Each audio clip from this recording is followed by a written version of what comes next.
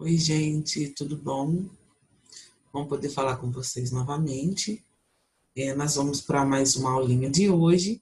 Gostaria de pedir que vocês já separassem aí o caderno do Aprender Sempre, tá? Aquele da capinha azul. Deixa eu ver se o meu tá aqui. Sexto, segunda série, oitavo. Tá aqui, ó. Já separa o Aprender Sempre, tá? Para nossa aula de hoje, lá na página 15. Tá, passei. Lá na página 15, nós vamos para a aula 4, tá? Poema, poeminha, poemão. Se a professora pôr o óculos aqui para facilitar. Gente, o pessoal aqui perto de casa está na reforma, então pode ser que aconteçam barulhos de reforma, então peço já desculpa aos meus alunos. Bom, então vamos lá fazer, a professora vai fazer aqui, deixa eu fazer a apresentação da minha tela. Aí, então nós estamos na página 15, certo? Deixa eu aumentar aqui um pouquinho. Deixa eu deixar a tela um pouco maior para facilitar a nossa leitura. Aí. Então, o objetivo nosso principal hoje é ler poemas de autores diferentes, identificando a composição narrativa ou não, e analisar o texto poético como obra de arte do todo para as partes. Muito bem, então a primeira coisa que a gente vai realizar agora é fazer a leitura desses poemas. Mas antes eu preparei aqui para a gente conhecer um pouco os autores. Então a gente tem aqui o texto quarto, né, que é o texto com o título Os Timbiras, de Gonçalves Dias. Deixa eu parar aqui um pouquinho esse stop share, para eu puxar um outro aqui, para a gente poder conhecer um pouquinho esse autor, né, que é o Gonçalves Dias. Então, vamos lá, deixa eu fazer minha apresentação para ficar mais fácil para todos. Computador lento. Vamos, meu filho. Aí. Então, vamos conhecer, vamos falar um pouquinho desse autor, né, brasileiro, um autor brasileiro. Deixa eu pegar aqui as minhas pequenas anotações que eu fiz a respeito do Gonçalves Dias, certo? Então, acompanha comigo aí a leitura dos slides.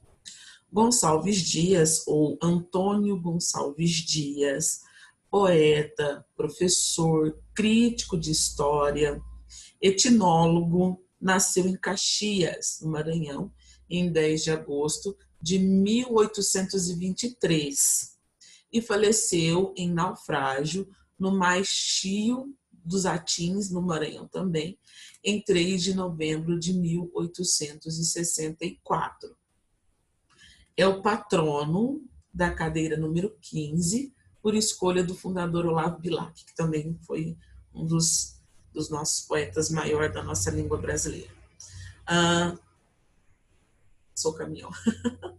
Etnólogo, gente, é a mesma coisa que fazia estudo das etnias, né? Dos documentos étnicos, certo? Bora lá. Era filho natural de João Manuel Gonçalves Dias, comerciante português, natural de Trás-os-Montes, e de Vicência Ferreira, mestiça. Trás-os-Montes não é no Brasil, viu, gente? É em Portugal, tá? Perseguido pelas exaltações nativistas, o pai refugiara-se com a companheira perto de Caxias, onde nasceu o futuro poeta. Casado em 1825 com outra mulher, o pai levou consigo, deu-lhe instruções e trabalho e matriculou-o no curso de latim, francês e filosofia do professor Ricardo Leão Sabino. Em 1838, Gonçalves Dias embarcaria para Portugal para prosseguir nos estudos quando lhe faleceu o pai. Com a ajuda da madrasta, pôde viajar e matricular-se no curso de Direito em Coimbra. A situação financeira da família tornou-se difícil em Caxias, por efeito da balaiada. E a madrasta pediu-lhe que voltasse, mas ele prosseguiu nos estudos graças ao auxílio de colegas, formando-se em 1845. Aqui a professora vai fazer uma pausinha para a gente entender o que é essa balaiada, né? O que é balaiada, né? Acontece que no Maranhão, no século XIX, né, houve uma revolta que envolvia dois lados políticos, né? Eram os cabanos e os bem-te-vis. Os cabanos eram conservadores e os bem-te-vis eram liberais. Essa revolta, né, eles lutavam pelas injustiças cometidas pela elite política da localidade, né, e as desigualdades. Acontece que nesse meio entraram também alguns vaqueiros, né? E o líder desses vaqueiros, ele era conhecido pela fabricação de balaios, né? Então, por isso que a revolta no Maranhão, né, deu o nome de balaiada, né? Porque o líder dessa terceira facção que entrou, né, que era formada por vaqueiros, era produtor de balaios, né? Na época lá de cestos, né? Cestos de vime, e que lá eles dão o nome de balaios. Então, por isso a revolta da balaiada.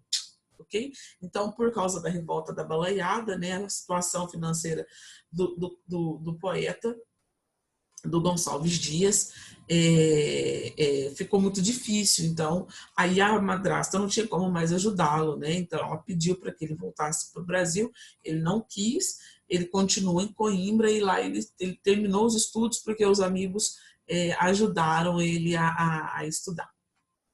Certo? Em Coimbra, ligou-se Gonçalves Dias ao grupo dos poetas que Fidelino de Figueiredo chamou de medievalistas. A influência dos portugueses virá juntar-se à dos românticos franceses, ingleses, espanhóis e alemães.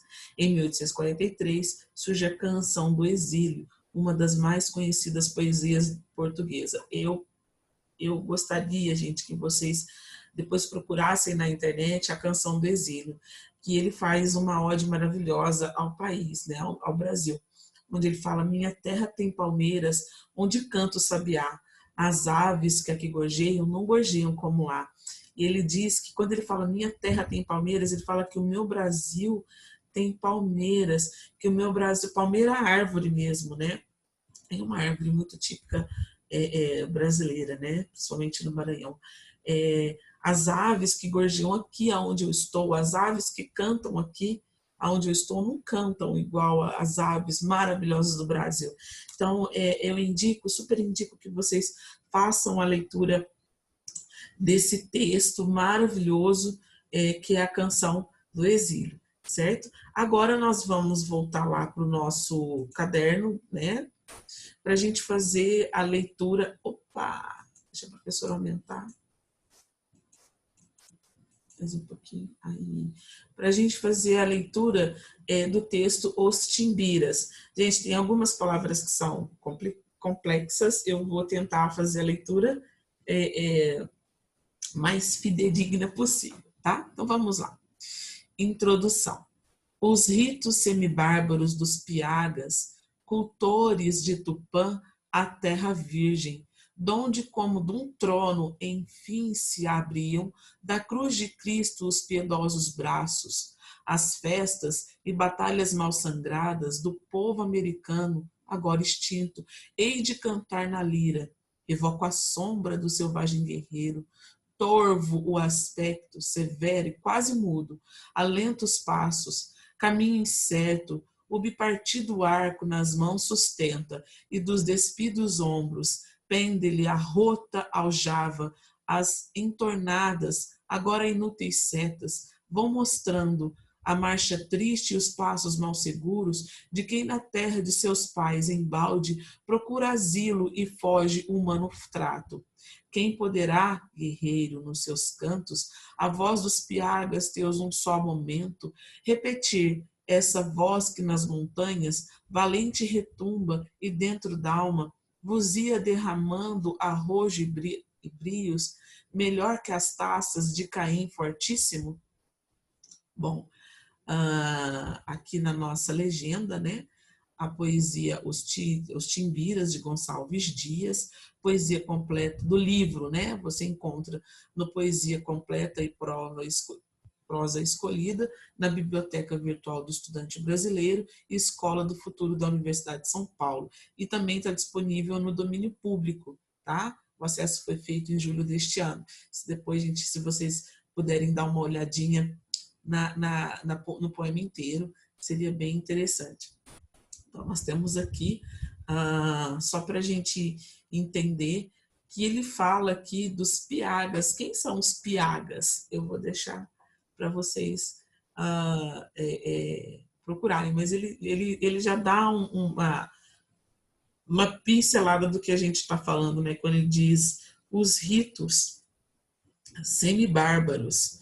Né? Quem são os bárbaros? O que nós sabemos desses bárbaros? Aqui ele diz que são semi-bárbaros, são quase bárbaros. Dos piagas, cultores de Tupã. Nós, desde criança, a gente estuda sobre, pelo menos, né, quando chega em abril, a gente estuda um pouquinho sobre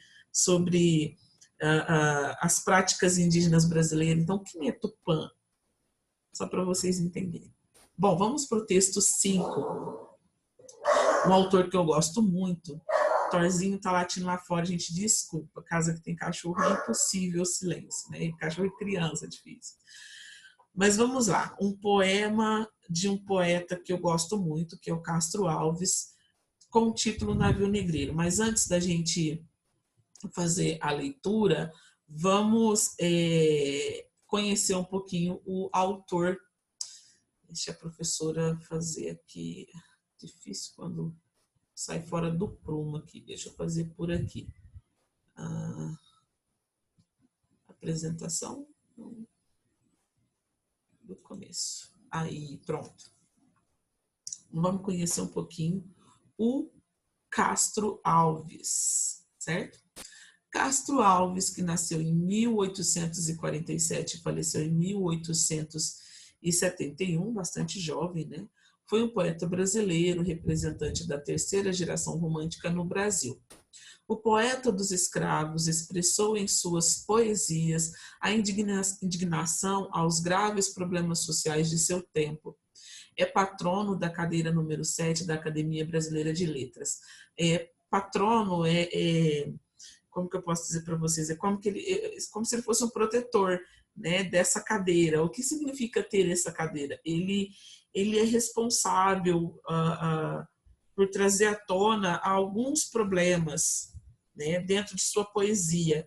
E Castro Alves, ele, por participar dessa terceira geração, quando a gente vê aí o século XIX, né, a gente observa que ele morreu bem próximo, né, da assinatura da Lei Áurea, mas antes disso ele viu a lei do sexagenário, ele viu a lei do ventre livre, e ele tinha um forte apelo, né, a essas questões da escravatura, né, da escravidão no país, e ele escreveu muito sobre isso, e como patrono da cadeira número 7, ele trazia toda essa carga nos seus poemas.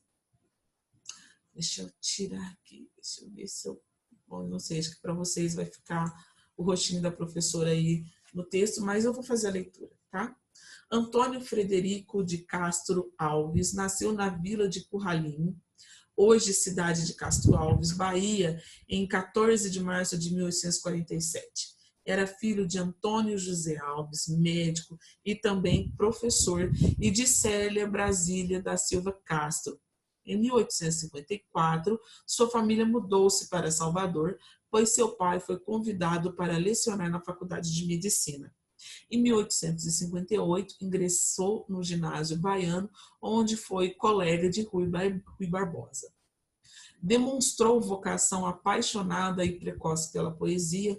Em 1859, perdeu sua mãe. No dia 9 de setembro de 1860, com 13 anos, recitou sua primeira poesia em público, em uma festa na escola. No dia 24 de janeiro de 1862, seu pai se casa com a viúva Maria Ramos Guimarães. No dia 25, o casal, o poeta e seu irmão José Antônio, partem no vapor Oiapoque para a cidade do Recife, onde o jovem iria fazer os preparatórios para ingressar na faculdade de Direito. Então, a gente conheceu aí um pouquinho quem foi o Castro Alves, né, qual a sua diretiva poética, do que ele gostava de escrever, quando ele começou a escrever, certo? Então, agora a gente vai ler um pedacinho aí, né, um trecho do texto Navio Negreiro. Então, vamos lá. Existe um povo que a bandeira empresta para cobrir tanta infame covardia e deixe-a transformar-se nessa festa em manto impuro de bacante fria. Meu Deus, mas que bandeira é esta que impudente na gávea tripula? Silêncio. Musa, chora e chora tanto que o pavilhão se lave no teu pranto.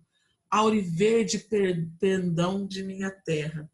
Que a brisa do Brasil beija e balança, estandarte que a luz do sol encerra, que as promessas divinas da esperança, tu que da liberdade após a guerra foste hasteado dos heróis na lança, antes que houvesse roto na batalha, que servires a um povo de mortalha.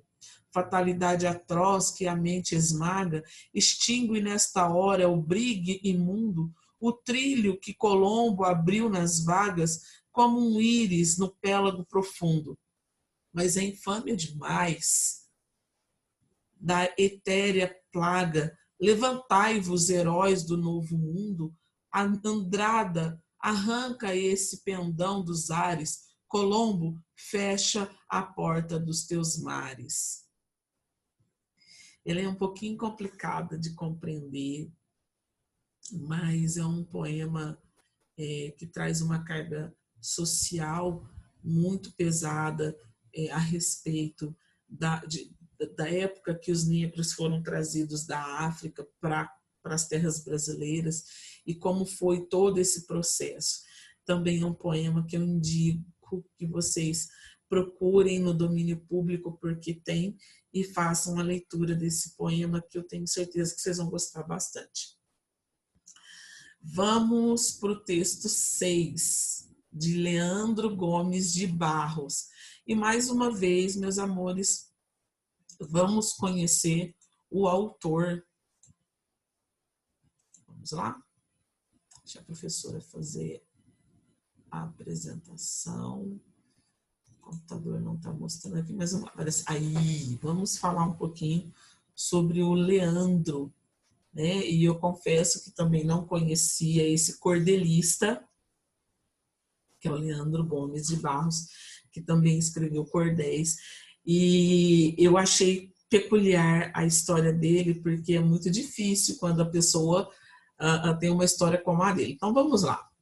Leandro Gomes de Barros, paraibano, nascido em 11 de novembro de 19 de novembro de 1865, na fazenda da Melancia, no município de Pombal. É considerado o rei dos poetas populares de seu tempo. Foi educado pela família do padre Vicente Xavier de Farias, proprietários da fazenda, e dos quais era sobrinho por parte de mãe. Em companhia da família adotiva, mudou-se para a Vila do Teixeira, que se tornaria o berço da literatura popular nordestina, onde permaneceu até os 15 anos de idade, tendo conhecido vários cantadores e poetas ilustres. Nós temos que lembrar uma coisa muito importante, oitavo ano, que é essa cultura, essa literatura popular nordestina, que se insere muito a questão do cordel. Que lindo que é o cordel. Quando fala assim que ele conheceu vários cantadores, mas também esses cantadores são poetas, porque eles cantavam os seus cordéis. Vamos lá.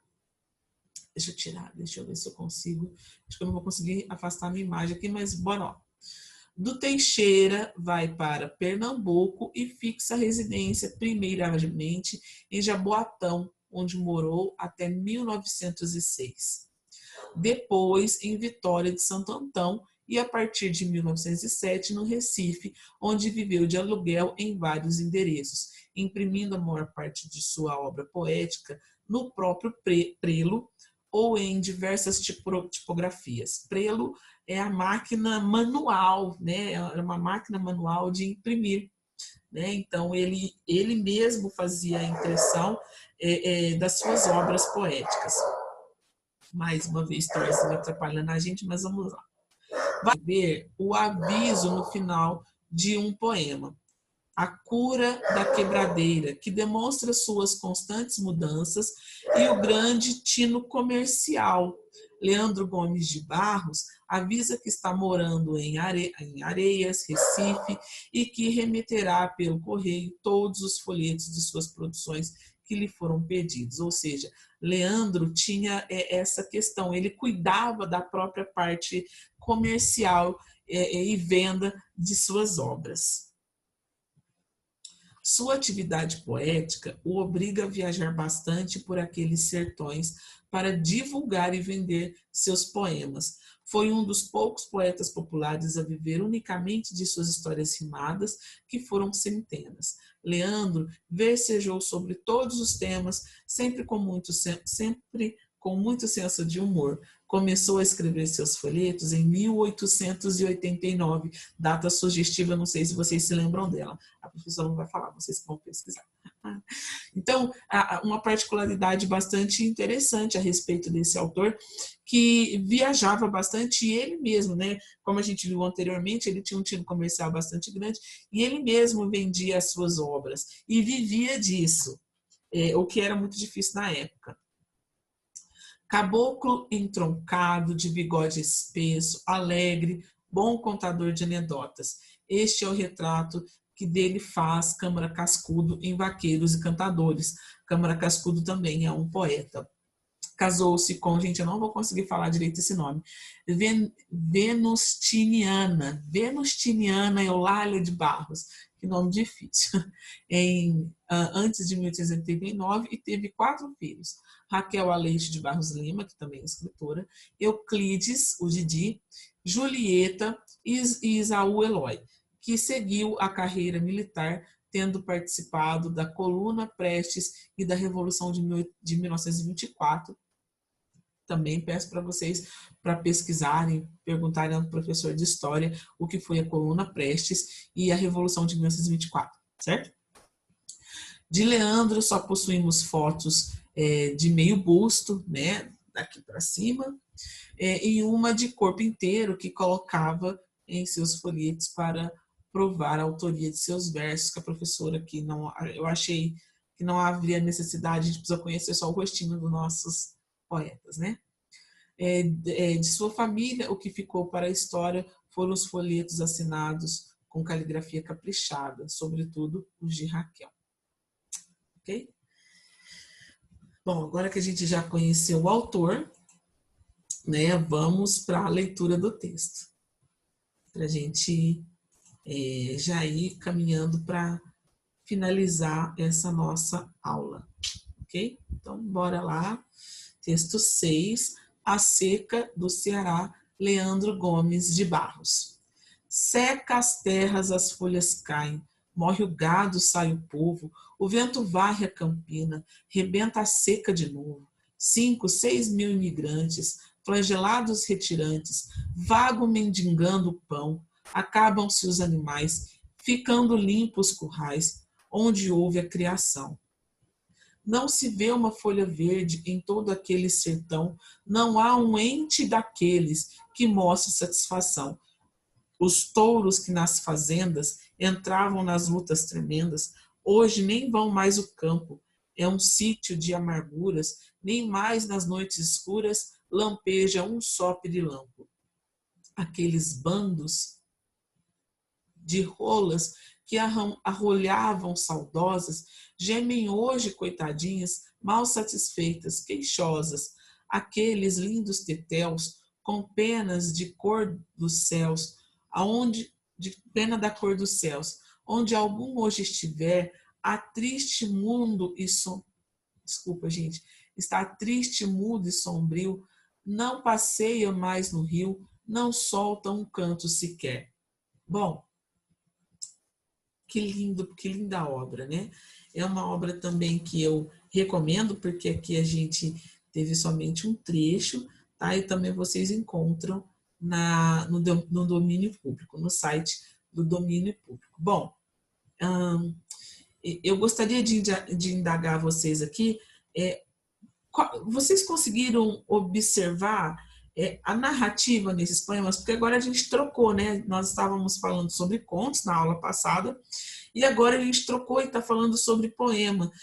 Eu gostaria de indagar vocês se vocês conseguiram perceber e observar aqui, né, na nossa leitura a narrativa dessas histórias, né, desses poemas, se vocês conseguiram observar a história por trás do poema. Tá? É a atividade que a professora vai deixar lá no Google Classroom para que vocês realizem essa atividade para mim.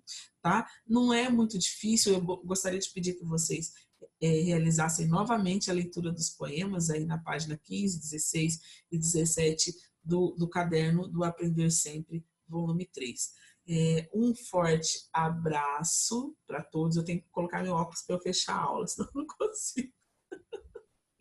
Um forte abraço para todos vocês, gente. Um beijo e muitas saudades de vocês, oitavo ano. Tchau, tchau. Fiquem com Deus.